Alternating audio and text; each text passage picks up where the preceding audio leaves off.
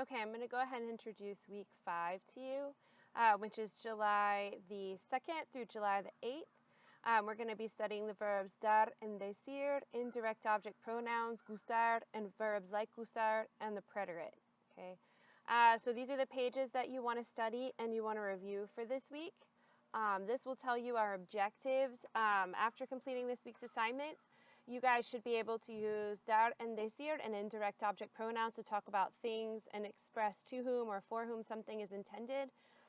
You should be able to use the verb gustar and other verbs like gustar to express your likes and dislikes. You should be able to use Chapter 5 vocabulary, reflexive pronouns, and pronunciation rules to answer the following questions. ¿A qué hora te acuestas normalmente? ¿Con qué frecuencia limpias tu cuarto? ¿Cuándo lavas la ropa? ¿Cuántas horas duermes normalmente? ¿Y prefieres bañarte o ducharte? After completing this week's assignments, you should also be able to use the preterite tense to talk about events in the past.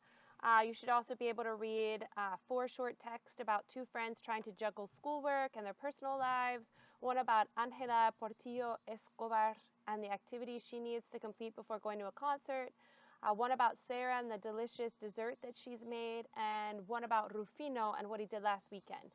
After reading those short texts, you should then be able to answer questions demonstrating that you understand what you read in the target language. And all of this week's assignments address student learning outcomes 1, 2, and 3, and all of your work is due on the 5th of July. Okay, so you're going to start off the same way we always do by watching the instructor videos.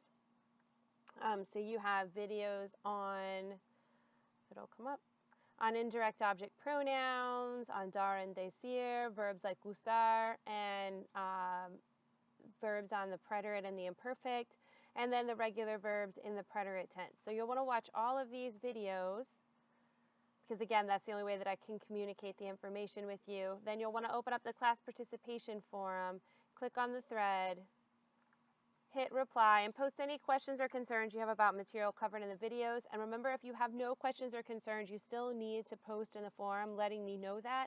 It's a check-in for us, and if you don't post anything, you will get a 0 for this assignment, and I do not let anyone make these up simply because it's an easy grade. Okay, so once you're done with that, you have 2 reading comprehension quizzes, so you'll open them up when you're ready. This one, you have a passage about Mauricio and Rodan, and you're going to read, they're juggling school, work, and their social lives, so you're going to read this little dialogue between them. You're also going to read a paragraph about Angelina, I'm sorry, not just a paragraph, multiple paragraphs about Angelina Portillo Escobar. And then when you're ready, you're going to hit start attempt on the quiz. You've got 3 hours to do it in 1 attempt. And again, you can see the reading passages out here. There's some short answer, and then there's some true and false, and you'll answer them based on what you've read in both of those reading selections. Okay. Okay, you're going to do the same thing for reading comprehension quiz 4. One is about arroz con leche, about Sara preparing this delicious dessert, arroz con leche, so you'll read about that. You'll also read about a weekend with Rufino, and then when you're ready, you're going to hit attempt quiz now. Again, you have 3 hours and 1 attempt, so don't open it until you're ready. The passages are embedded in the test as well. You've got a few short answer, and then some true and false, which you'll answer based upon what you've read in those reading passages. Remember again that if it is short answer that they have to be looked at by me. There are all types of things that could cause you to get the wrong answer even if you technically have the correct one. So just remember to be patient and not send me a bunch of emails until I've had a chance to look at them, and I usually start looking at them the day after they're due. Okay.